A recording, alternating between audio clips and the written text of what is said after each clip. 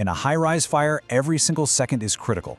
But have you ever stopped to think about how firefighters get water all the way up to the top floors fast enough to actually make a difference? Well, today, we're pulling back the curtain on the dry riser, a simple but absolutely ingenious system that can be the difference between a close call and a complete catastrophe. Okay, picture this. The alarm is screaming. Smoke is pouring out of the 15th floor of a busy office building. Firefighters are on the scene in minutes, but they're facing a massive problem. How do you get a huge volume of water with enough pressure all the way up there to fight that blaze? Think about it. A fire is raging on the 10th floor. The alternative is firefighters having to drag incredibly heavy water-filled hoses up 10 flights of stairs. It's exhausting, it's dangerously slow, and all that time, the fire is growing. There has to be a better way, right? You bet there is. And the answer is a kind of hidden hero in the world of fire safety, the dry riser. It's a simple yet totally brilliant solution that basically turns a tall building into its own self-contained fire hydrant network. So what is this life-saving piece of kit? Well, a dry riser is essentially just a network of empty pipes running up the height of a building.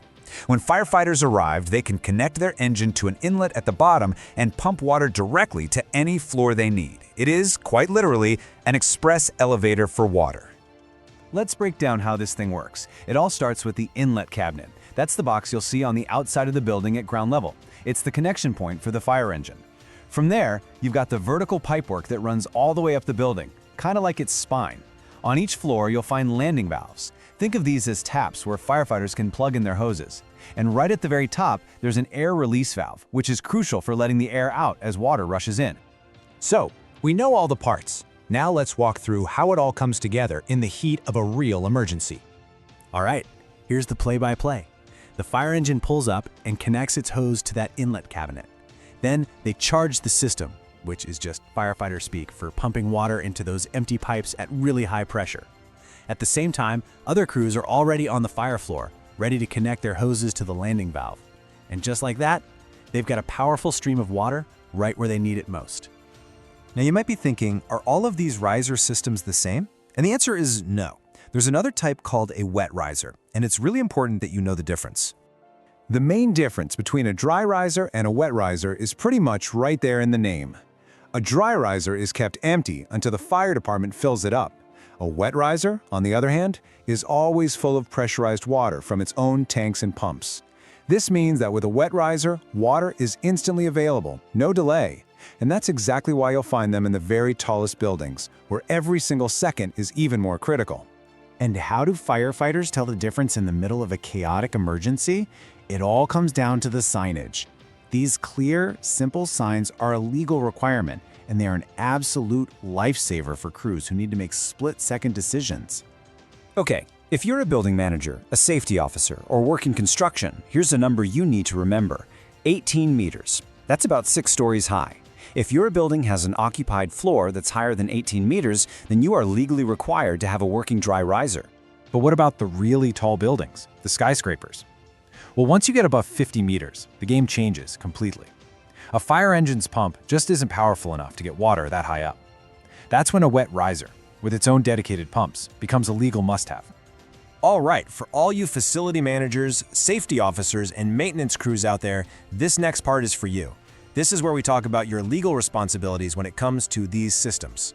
The law is crystal clear on this. If you are the responsible person for a building, it is your legal duty to make sure that dry risers is in perfect working order. If it's not, you could be facing huge fines or even prison time. But way more importantly, you're putting people's lives in danger. So, how do you stay on the right side of the law? It's all about regular maintenance, as laid out in British Standard 99900. Every 6 months, you need to have a competent person perform a visual inspection. And every single year, you have to get a full wet pressure test done by a professional, certified company. So let's look at what those checks involve. The 6-month visual is about spotting the obvious stuff: broken locks, missing signs, any clear damage or vandalism. But the annual pressure test, that's the big one. They actually fill the entire system with water and crank the pressure up to 12 bar for 15 minutes to make sure it can handle the stress of a real fire without failing. And what are the most common problems you're looking for? Well, you'd be surprised. Vandalism is a huge one. Thieves will actually steal the brass fittings to sell as scrap metal, which can make the whole system totally useless. You also have to watch for seized-up valves, blocked pipes, missing valve caps, or even just a pile of rubbish blocking access to the inlet cabinet.